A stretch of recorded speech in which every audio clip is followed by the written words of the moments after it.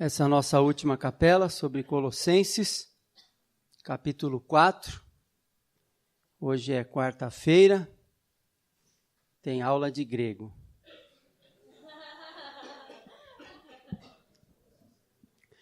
Eu só quero dizer para você que todos os anos que eu passei aqui não estudei nenhuma vez na capela. Também não faltei na capela nenhuma vez. Fiquei 4 anos e meio. Na minha época ficávamos 4 anos e meio internos. Não me arrependo disso. Foi muito bom, aproveitei muito as capelas. Eu desafio você a isso também. Antes de mais nada, eu queria desafiá-lo a lembrar um pouco da mensagem, a última mensagem, a mensagem de ontem, sobre a família.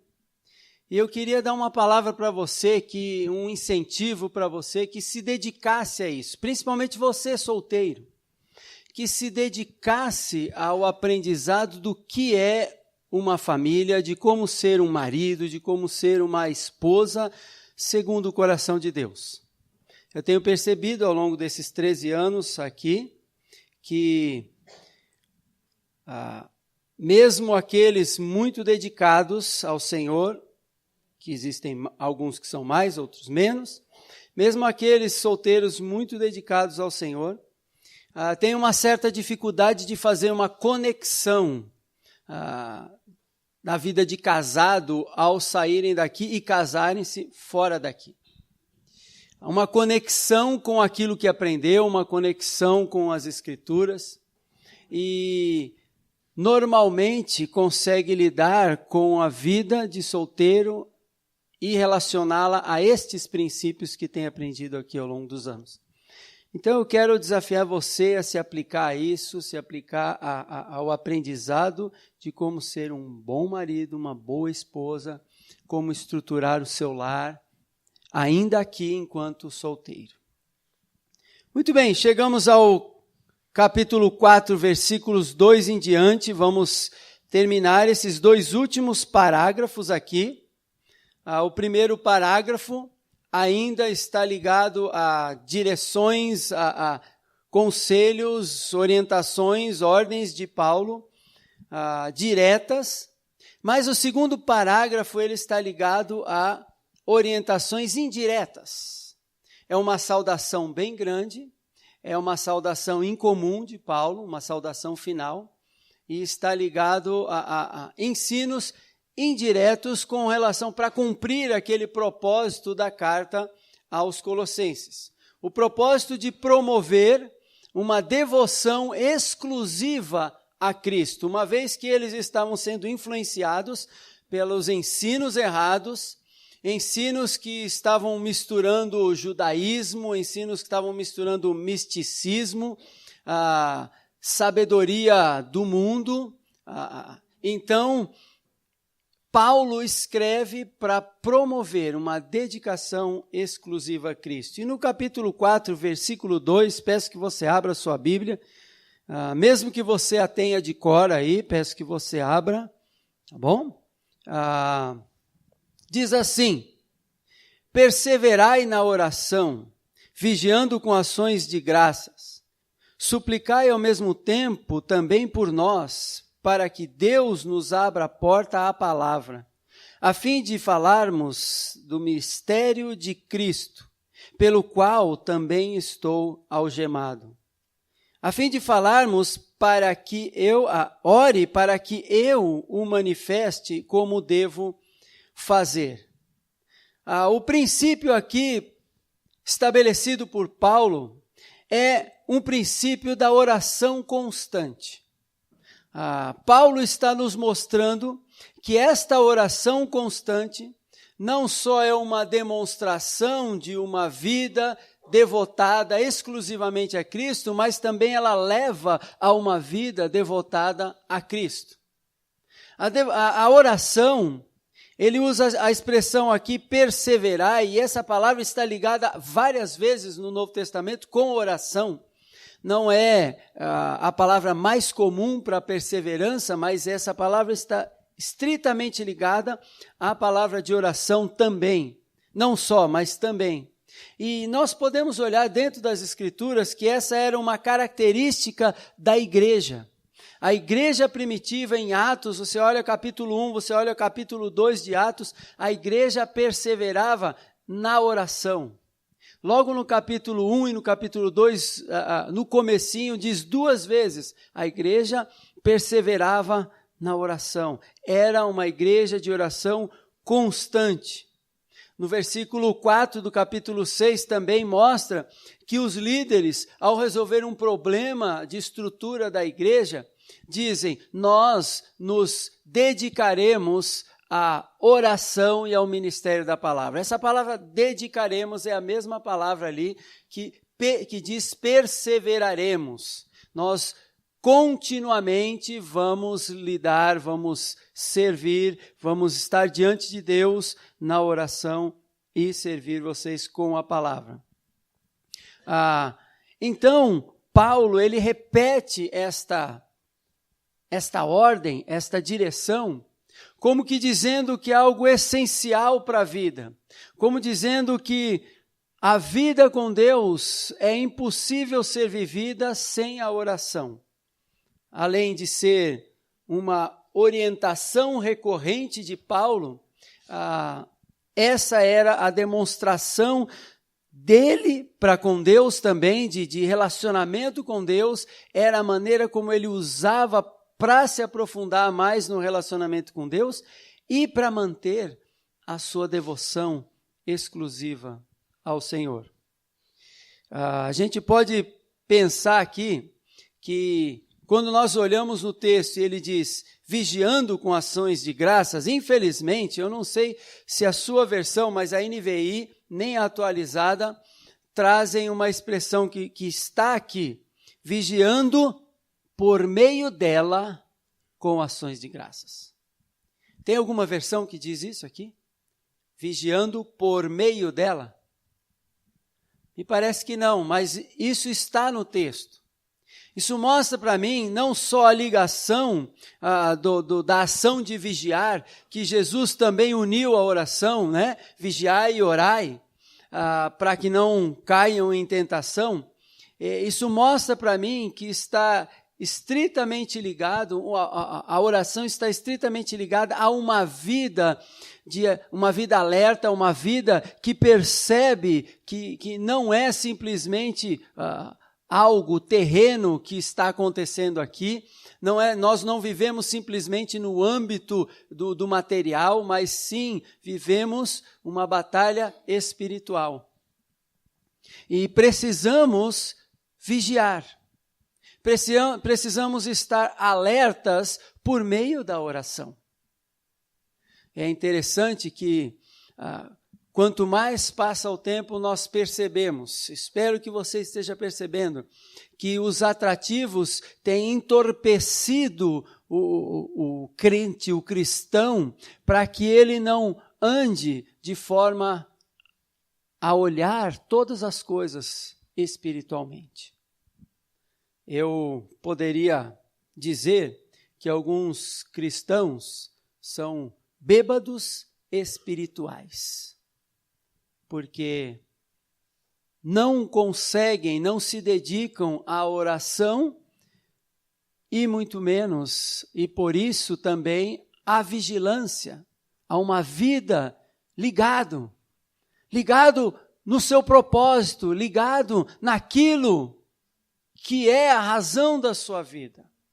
E assim, deixam-se levar por qualquer coisa, qualquer atrativo que tire do foco. Norman Geisler disse, a oração é tão vital para a saúde espiritual como a respiração é para a saúde física. Faz assim comigo, ó. Imagine se você ficar 15 minutos sem fazer isso.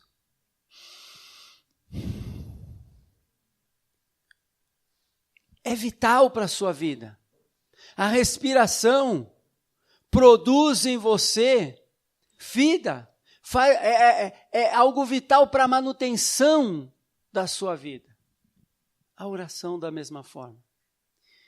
Mas eu estou convencido, cada vez mais, à medida que eu vou envelhecendo, que o jovem olha a oração como perda de tempo, como algo que parece que é infrutífero.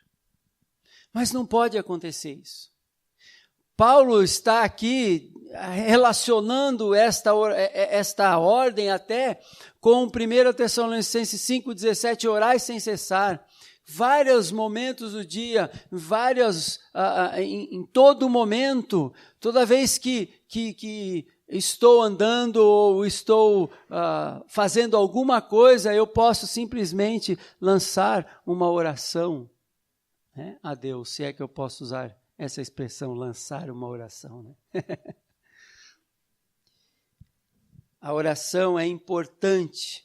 E Paulo conecta a oração quando ele diz suplicar, e na verdade essa palavra é a mesma palavra do versículo 2, só que agora é um verbo usado, suplicar ao mesmo tempo por nós, e a oração agora que é aplicada àquilo que é a vontade de Deus. Aquilo que Paulo tinha certeza pelo seu conhecimento de Deus, pelo seu conhecimento de toda a vontade de Deus, ou de grande parte da vontade de Deus, como o próprio Paulo diz lá no capítulo 1, versículos 9 e 10, que ele orava para que os colossenses fossem cheios do pleno conhecimento da vontade de Deus. E aqui Paulo ora e pede oração pela vontade de Deus, que é para que Deus lhe dê oportunidade, lhe dê ousadia, lhe dê capacidade de abrir a boca e testemunhar dessa palavra. Lembrando aquilo que já foi dito pelo Helder, precisamos orar mais por aquilo que está na palavra de Deus.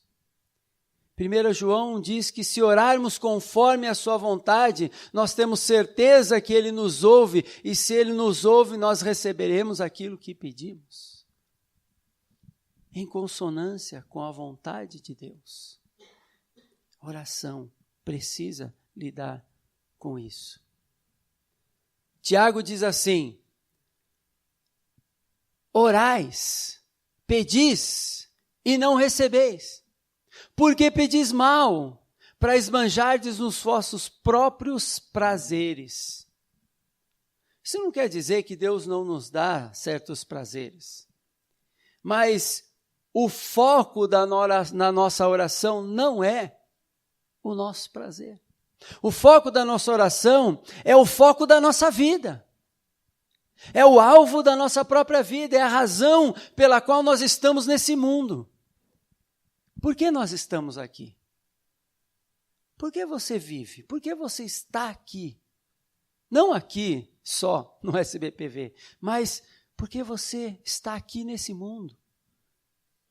Por que você existe? Por que você ainda tem a vida? Porque você foi salvo por Cristo. A nossa oração precisa focalizar esse aspecto.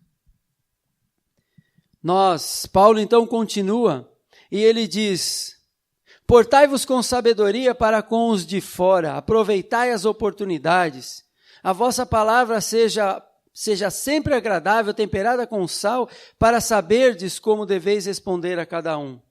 Queridos, Paulo está dizendo aqui que a própria maneira de ser, a nossa maneira de viver, o nosso andar em sabedoria, o nosso falar com humildade, o nosso falar com gentileza, o nosso falar com graça, com graciosidade, com amabilidade, com cortesia, esse nosso falar abre a porta para o Evangelho, nos dá a condição de entrarmos e aproveitarmos oportunidades. E o verbo usado aqui para aproveitar a oportunidade é se dedicar a, se esforçar a, fazer tudo para ter uma boa oportunidade de falar de Jesus. Eu estava no médico essa semana, no oculista.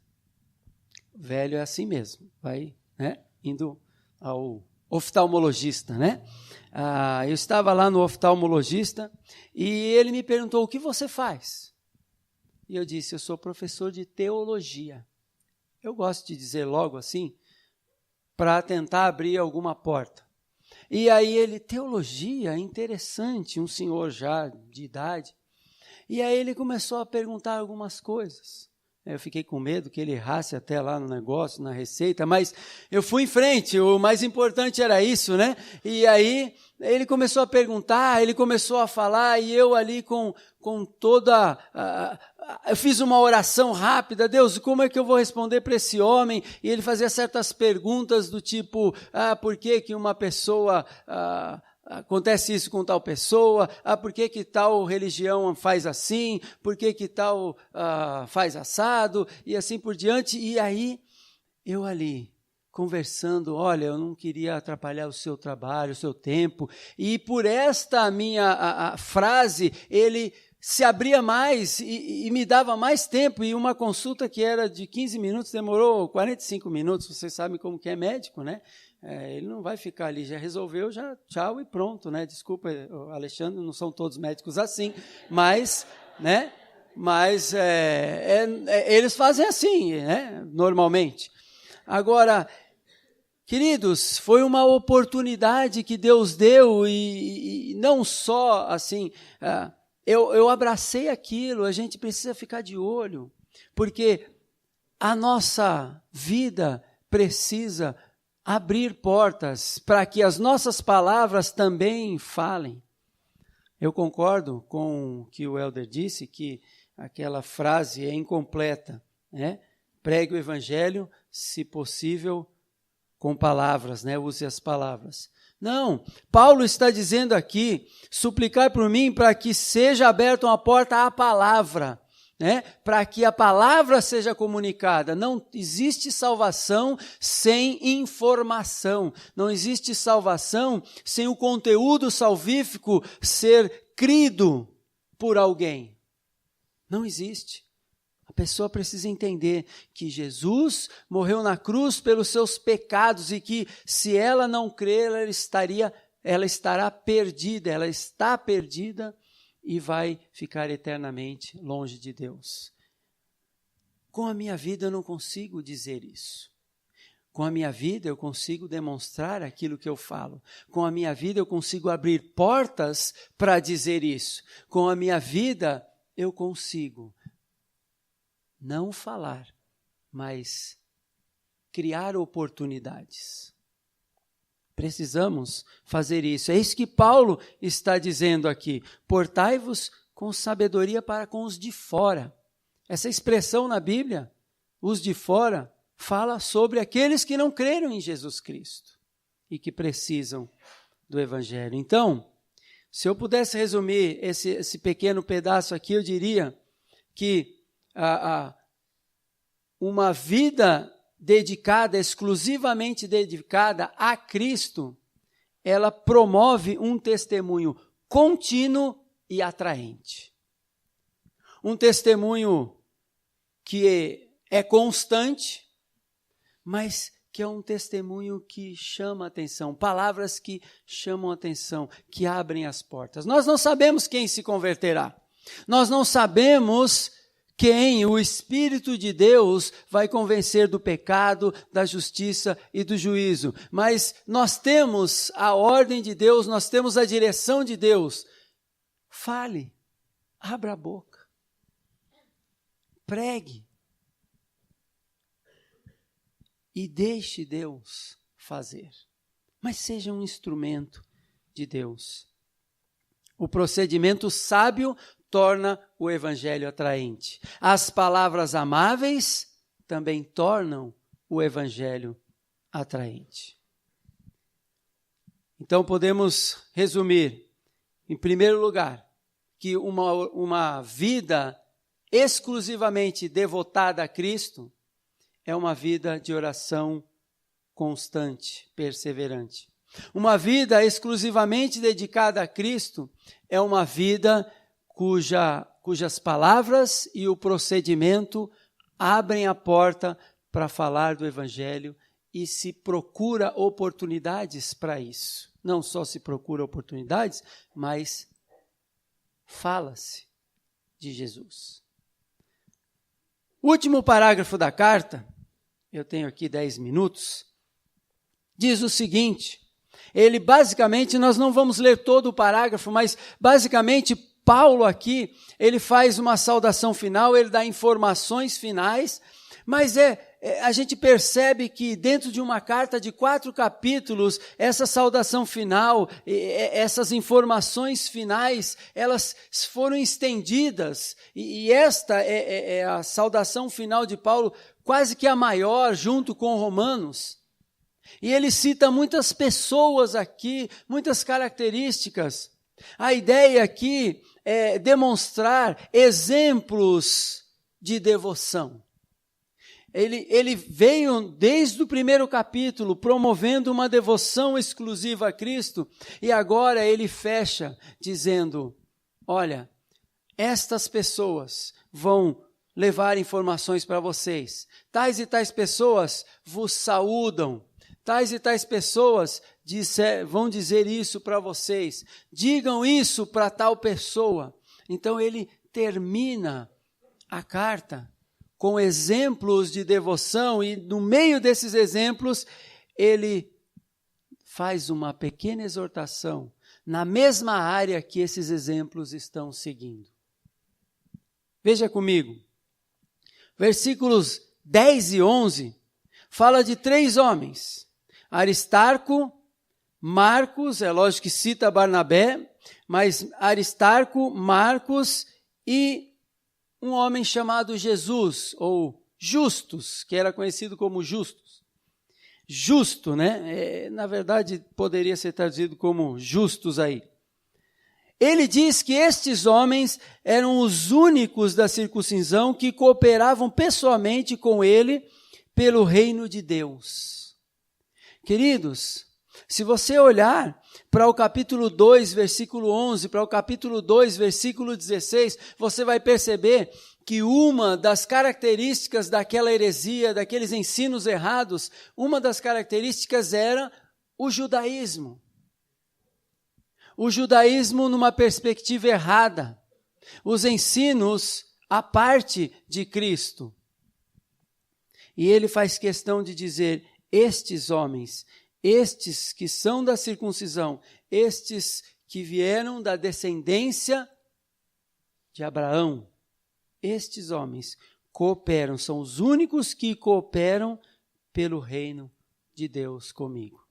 Ele está falando de uma dedicação à obra de Deus, ele está falando de uma dedicação ao ministério, ele está falando de alguém que vive a razão da sua vida. E não só isso, mas ele diz, esses homens me trazem um lenitivo, me trazem um conforto, me trazem um consolo, me incentivam. Eles me trazem um ânimo para continuar. Ele continua no versículo 12 e diz, fala sobre Epáfras. Epáfras saúda a vocês. Então ele estabelece aqui, ele coloca características de Epáfras. Por exemplo, ele é um servo de Cristo, alguém que pertence a Cristo. Ele se esforça muito, ele se dedica à oração pelos colossenses. Ele está ali, orando, para que a vida deles não seja influenciada por maus ensinos, mas por bons ensinos, e que a vida de Cristo seja vivida por meio deles, e que Cristo seja a luz da vida deles. Um homem dedicado a pessoas, ao ministério, se esforça. Ele também disse que Epáfras era zeloso. Aqui no versículo 13 fala que ele se preocupa por vós. A ideia aqui, a palavra que está aqui, é a palavra que demonstra zelo de alguém por algo, e aqui é de Epáfras pela vida dos colossenses. Alguém que se preocupava, não consigo mesmo apenas, não com seus próprios focos ou alvos, mas se preocupava com a vida de Cristo na vida do outro. Também ele acrescenta, não só por vocês, mas pelos de Laodiceia e pelos de Herápolis. 3 cidades ali perto que provavelmente estavam sendo influenciadas pelos mesmos ensinos errados. Ele continua, e eu vou pular aqui algumas coisas, e eu vou chegar no versículo 17, e ele diz: também dizei a Arquipo, atenta para o ministério que recebeste no Senhor, para o cumprires. Queridos, aqui Paulo nos mostra o foco desse parágrafo todo. O foco é ministerial. E aqui ele nos ensina que a devoção exclusiva a Cristo produz um ministério fiel, dedicado, desgastante. Quando alguém se dedica exclusivamente ao Senhor, não pode viver de outra forma, senão exclusivamente para Ele. 2 Coríntios capítulo 5, versículo 14 e 15 dizem que Cristo morreu por todos.